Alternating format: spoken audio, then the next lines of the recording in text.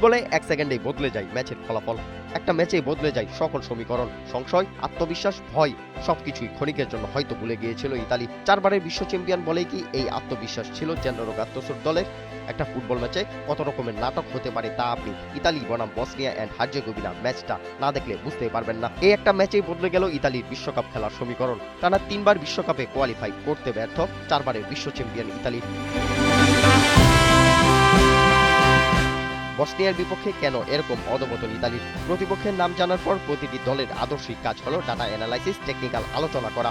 তবে অবাক করার মতো কাজ করেছে ইতালি। তাদের ড্রেসিং রুম থেকে ফাঁস হওয়া এক ভিডিওতে দেখা যায় বসনিয়াকে দুর্বল হিসেবে কটাক্ষ করেছে ইতালি। ম্যাচের আগে গোলকিপার জিয়ানলুইজি দোনারুমাদের উচ্ছ্বাস বসনিয়া স্বাভাবিকভাবেই নেয়নি।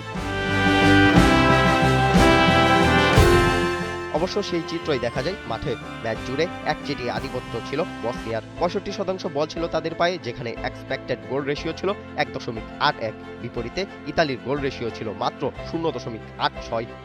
ইতালির দিকে নেওয়া 30টি শটের 11টিতেই রেখেছে অন টার্গেট। এক কথায় ম্যাচে ইতালিকে রীতিমতো শাসন করেছে বসনিয়া। 4 বারে বিশ্ব চ্যাম্পিয়নদের কাঁদিয়ে বসনিয়ার স্বাধীনতার পর দ্বিতীয়বারের মতো বিশ্বকাপে অংশ নেয় তারা। শেষবার ইতালির মতোই 2014 সালে বিশ্বকাপ খেলেছিল বসনিয়া।